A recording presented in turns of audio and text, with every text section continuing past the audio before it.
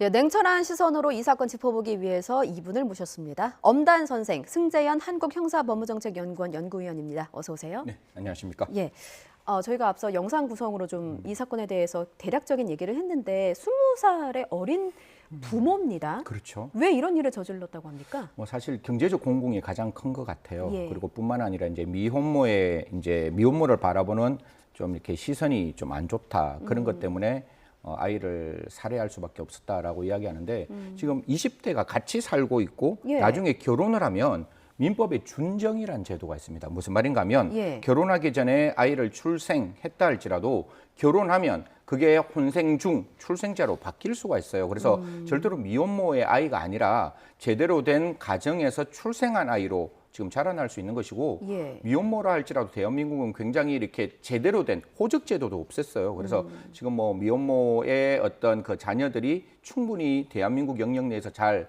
살아갈 수 있는 부분도 있고 사실 그런 여러 가지 안정망들이 만들어져 있기 때문에 이런 어떤 경제적 공공 혹은 미혼모에 대한 시선 이런 것들 때문에 아이를 살해했다는 거는 한편으로는 뭐 이해는 할 수 있지만 그것이 절대로 살인을 허용할 수는 없는 것이다. 이렇게 말씀드리겠습니다. 지금 저희가 아이 부모의 진술을 그래픽으로 보여드렸는데 경제적 무능력과 미혼모라는 사유가 이게 얼마나 설득력이 있을지는 모르겠어요. 왜냐하면 10대가 아니고 20대고 충분히 밖에 나가서 밥벌이를 할 수 있는 나이라고 생각이 되고 저희가 그 영상을 통해서 또 보여드렸습니다만 그 범행이 이루어진 화장실이 같이 살고 있는 공간이잖아요. 그러니까 네. 혼인신고를 하면 됐던 거 아닌가라는 생각도 좀 들더라고요. 그래서 이제 이 부분이 이제 사건이 나오고 이제 사건이 이제 발생하고 난 다음에는 예. 이 이제 20대 부부 이제 사실혼 관계이겠죠. 사실혼 관계에 있는 부부들이 어떻게 이야기했는가 하면 아이를 이제 출생하는 과정에서 예. 굉장히 이렇게 오랜 기간 동안 산도의 아이의 머리가 이렇게 걸려 있어서 예. 굉장히 어려웠고 그리고 출생을 하자 이미 사망한 상태다라고 진술을 했어요. 그러니까 예. 그 진술을 보면 이게 안타까운 일이지 이게 사건은 아닌 거잖아요. 그러니까 이게 출생하다가 아이가 사망했으니 그냥 정말 안타까운 사건. 그리고 아이에 대해서 이제 부검을 이제 실시했는데 첫 번째는 사인이 불명으로 나왔기 때문에 네. 경찰에서는 내사종결로 이제 어떻게 보면 안타까운 사건으로 일이 마무리될 뻔했던 이제 살인 사건인 거죠. 근데 검찰은 두 번이나 보완 수사를 요구했습니다. 검찰은 어떤 부분이 좀 미심쩍었다고 본 거예요? 그냥 이건 상식적으로 우리가 한번 생각을 해볼게요. 예. 아이가 출생하는 과정에서 산도에 이제 끼어서 아이가 출생을 못하면 주위 분들이 제일 먼저 해야 될 일이 뭘까요? 119에 신고를 그렇죠. 하겠죠. 예. 119에 그러니까 우리 부인이 지금 너무 힘들다. 사실 그 굉장히 큰 고통이잖아요. 그렇죠. 그 고통을 지금 2시간 동안 그렇게 사경을 헤매면서 하고 있는 과정에서도 119에 신고하지 않았다. 그렇게 난산이 계속되면은 사실 그 엄마의 목숨도 위험할 수 있는 상황이기 때문에 예. 당연히 119에 신고하는 요청을 것이고 하는 거는, 예. 그리고 만약에 이게 그냥 우리가 또 이것도 건전한 상식으로 아이가 탁 이렇게 출생을 했는데 울지 않아요. 예. 그러면 제일 먼저 아이를 두드려 이렇게 좀 깨운다든지 숨을 쉬지 않으면 아이에게 심폐소생술을 할 수 있는 부분이 있으면 아이는 굉장히 약해요. 예. 보통 우리가 시청자 여러분들 꼭 말씀드리고 싶은 거는 심폐소생술은 마지막 단계에서 사람을 살리기 위한 거기 때문에 갈비뼈가 부러지는 걸 각오하고 눌러야 되는 거예요. 예. 그러니까 충분히 이게 가슴 밑에 심장까지 들어갈 수 있도록 이렇게 최대한 이제 그 심폐소생술을 해야 되는데 그런 아이의 어떤 외관상의 심폐소생술을 한 그런 어떤 내용도 없는 것이고 부검을 조금 들여다보면 예. 이런 이야기가 나와요. 사인은 불명인데 건전한 산모로부터 아이가 출생하는 과정에서 사망할 확률은 매우 적다. 아, 산모가 건강해서 예, 건강하다면 출생하는 과정에서 아이가 그 과정에서 사망할 가능성은 매우 적기 때문에 그렇다면 이 부분에 대한 조금 구체적인 내용들이 필요하다라고 예. 이제 이야기를 하고 이 과정에서 이제 경찰과 검찰은 뭐 이거를 또 이렇게 너무 갈등 구조로 보이는 그쵸. 게 아니라 예, 예. 서로 간에 이제 그 말을 받아들이고 이야기하는 과정 속에서 이렇게 왔다 갔다 있는 거죠.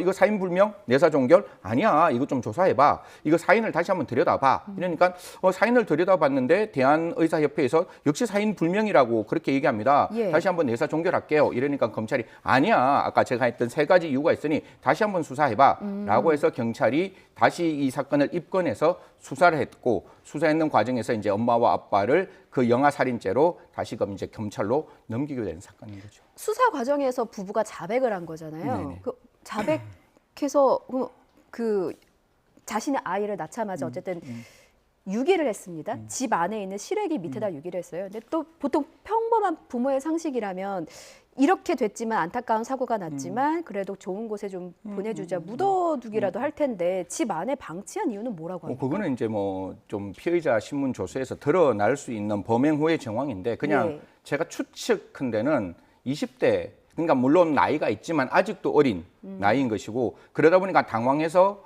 이걸 어떻게 해야 될지 순간적으로 몰랐어. 이틀 만에 신고가 됐는 거거든요. 아, 친구가 신고했죠. 예. 출생하고 난 다음에 11일 날 출생을 하고 13일 날 신고를 했기 때문에 이틀 사이에 당황했을 거예요. 그리고 아이를 바깥으로 이렇게 데리고 나가려면 주위 사람들이 눈을 피해야 되는데 이런 여러 가지 점 때문에 사체를 은닉하고 있었는 게 아닌가라는 생각은 하는데 사실 이 지금 뭐 실외기 에어컨 실외기에 아이를 은닉했다는 것보다 예. 왜 이런 사건들이 발생해야 됐는지에 대한 조금 더 고민을 해야 되지 않을까. 사실 충분히 출생해서 아이가 잘 자랄 수 있는 환경임에도 불구하고 아까 혼인해서 출생 중 혼인 중 자녀로 만들 수 있음에도 예. 불구하고 예. 준정이라는 제도로 이런 걸 하지 않았기 때문에 이런 부분도 언제나 좀 안타까운 거죠. 이런 것들이 국가에서 적극적으로 이런 내용들을 좀 알릴 필요가 있는 게 아니냐. 미혼모의 아이도 충분히 대한민국에서 건전하게 자라나갈 수 있는 환경이 만들어져 있고 이런 환경이라면 사실혼이라면 결혼하면 된다는 걸 좀 알려주고 경제적 공공이 있으면 우리가 지원해주면 되는 거잖아요. 예. 그런 부분에 조금 더 집중을 해야 될 필요가 있는 게 아닌가 그렇게 생각합니다. 예, 동일 사건의 반복을 막기 위해서 국가 차원의 어떤 정책적인 네네. 지원이라든가 재정적인 지원을 요구를 하셨어요. 궁금한 것은 이 부부가 이제 조사 중에요. 이게 출산 후에 우발적인 범행이 아니라 임신 중일 때부터 범행을 공모했다고 하는데 어떻게 드러나게 된 겁니까? 이 부분도 이제 뭐 수사의 어떤 그러니까 집중도에 따라 좀 달라지는데 예. 이제 경찰의 입장에서는 처음에 내사종결이라는 생각으로 접근을 했기 때문에 예. 뭐 이 부분은 뭐 경찰을 비난하겠다는 게 아니라 포렌식까지는 들어가지는 않았는 것 같아요. 그래서 제일 처음에 이제 다시 경찰이 수사를 조금 해주세요라고 이야기한 이제는 명령 계통이 아니라 예. 협조 계통이니까 경찰에게 이거 좀 들여다봐 주세요라고 이야기하니까 경찰이 들여다보고 그 남편에 대해서는 영아 살인 방조 그다음에 예. 그러니까 부인에 대해서는 엄마에 대해서는 영아 살인죄의 정범 이렇게 이제 기소를 했는데 방금 말씀 주신 대로 포렌식을 해보니까 처음부터 이렇게 하자라고 상호간의 의사 교환이 있었는 거예요. 그리고 이게 수사 받을 때에도 이게 뭐 저 시청자 여러분들한테 이 말씀을 드리는 게 조금 부담스러울 수는 있지만 녹음까지 했다는 거예요. 수사 과정을요? 예, 수사 과정을 받을 때? 경찰 수사 과정을 녹음하면 안 되는 거잖아요. 그거는 원래는 안 되는데 예. 저희 뭐 검사들하고 이야기를 하다 보면 뭐 수사관들도 그렇고 경찰도 그렇고 녹음하는 걸 생각하고 이야기를 합니다. 요새는 워낙 휴대폰이 있는데 여기에도 휴대폰이 지금 5-6개가 놓여 있을 수가 있잖아요. 그러면 예. 우리 말을 누가 어떻게 녹음하는지를 모르고 만약에 피의자가 피의자 신문 조서 받으러 왔을 때 주머니 속에 휴대폰이 있는데 그 휴대폰을 꺼내 놓으세요. 녹음하는지 안 하는지 제가 확인할게요. 이러면 또 안 되는 거잖아요. 그래서 녹음되는 경우가 굉장히 예. 허다한데 녹음까지 해서 말을 맞추었다라는 정황이 나오고 포렌식을 보니까 그 휴대폰이나 컴퓨터에서 상호 공모했는 내용이 나왔기 때문에 결론적으로는 아빠 엄마 둘 다 영아살인죄의 정범으로 처벌받게 되고 그런 공모를 했다는 것은 가중처벌 사유는 아닌데 충분히 그 양형에서는 잘못된 양형, 그러니까 즉 형량을 올릴 수 있는 부적절한 어떤 공모라고 판단할 수 있는 거죠. 일단 검찰 측에서는 죄에 상응하는 처벌을 받을 수 있도록 하겠다라고 얘기를 했으니까 일단 이 사건은 지켜봐야 네. 될 것 같고요. 저희 다음 사건으로 넘어가서요. 저는 강남 한복판에서 이런 사고가 날 거라고는 사실 생각을 못했습니다. 그러니까 그 유흥주점에서 일어난 의문의 사망 사건이었는데 사망한 남성의 차 안에서 그러니까 유흥주점에서 같이 술을 마셨는데요. 여성 종업원과 손님이 숨졌습니다. 그렇죠. 근데 사망한 남성의 차 안에서 2,100명분의 마약이 발견됐다는 거 아니에요? 이게 저도 제일 처음에 봤을 때 물론 이 유명을 달리한 이분들 특히 여성 종업원 입장에서는 굉장히 예.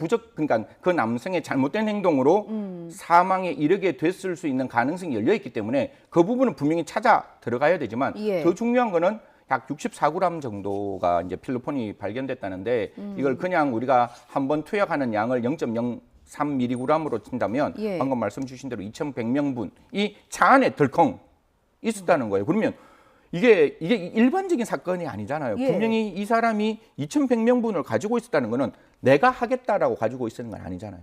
탈피하려고. 그렇죠. 2,100명분이라면 딴 사람에게 분명히 팔아서 다른 사람에게 마약의 중독을 가능성을 열어놓고 지금 예. 갖는 거기 때문에 중간책이라서 이 부분을 더 열심히 들여다봐야 된다라는 그러면은 뭐 말씀드리겠습니다. 그 영화에서처럼 마약 범죄 수사국 뭐 집중적으로 투입이 되고 이런 사건의 경우는 그러면은 뭐 판매책이라든지 총책이라든지 이 마약을 구매한 그 구매자 리스트도 나올 수도 있잖아요. 이런 부분에 대해서 수사가 다 들어가는 겁니까? 뭐 지금 사실 이제 국제 마약에 대해서 지금 집중 신고 기간이 110일 동안 또 만들어지고 있는데 예, 예. 사실 이게 마약이라는 게 초국가적 범죄예요. 외국에서 들어와서 국내에서 팔고 그 중독되는 사람이 있고 예. 그에 대한 재산에 대한 어떤 그 축적이 만들어지는 거기 때문에 사실 처음에 외국에 들어오는 건 국정원 그리고 국내에서 수사하는 거는 사실 검찰, 경찰 예. 그리고 치료하는 것은 뭐 치료센터, 식약청 예. 그다음에 그 범죄 수익 환수 이런 게 종합적으로 다 이루어져야 되기 때문에 뭐 언제나 제가 지금 한 10년 정도 강조하는 거지만 마약은 한 부서가 단독으로 하는 게 아니라 종합적이고 체계적인 마약청 혹은 마약처가 좀 만들어져야 되지 않을까. 그 그렇게 어떤 생각합니다. 사건보다 공조 수사가 중요하다는 당연하죠. 말씀을 해주신 예. 것 같아요. 어쨌든 강남 한복판에서 2,100명분의 마약이 발견이 됐고 이게 어쩌면 나중에 이제 빙산의 일각일 수도 그렇죠. 있으니까 계속 수사 상황을 지켜봐야 되겠지만 2,100명분이라면 이게 암암리에 퍼져 있는 것이 아닌가, 더 이상 우리나라 마약 청정국이 아닌가라는 생각도 들더라고요. 두 가지만 말씀을 드릴게요. 예. 마약 청정국이라는 건 우리가 만들어 놓은 단어고 저도 UN ODC의 CND 회의를 가지만 예. 사실 청정국이라는 의미는 오히려 부정적으로 작용할 수 있어요. 예. 우리가 청정국이기 때문에 야 수사하는 거 뭔가 좀 어색할 수 있는 거야. 그걸 버리고 정말 제대로 마약이 얼마만큼 국내에 퍼져 있는가를 살펴야 되는데 제가 집중했는 건 외국에 갔을 때 하수 처리 종말장을 우리는 관심을 가지고 있어요. 왜냐하면 왜요? 우리가 일반적으로 어떤 사람이든지 기본적으로 이제 신진대사는 하는 거잖아요. 예. 그럼 신진대사를 하면 그걸 이렇게 누르면 그게 하수 처리 종말장으로 가면 그 안에서 확인을 하면 시약이 있는데 우리나라의 서울에 있는 모든 하수 처리 종말장에서 예.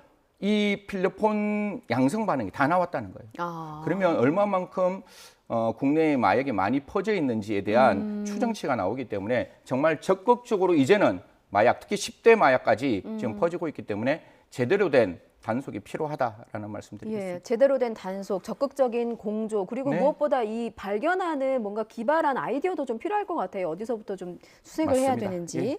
알겠습니다. 여기까지 듣겠습니다. 지금까지 엄단 선생, 한국형사법무정책연구원 승재현 연구위원이었습니다. 잘 들었습니다. 네, 고맙습니다.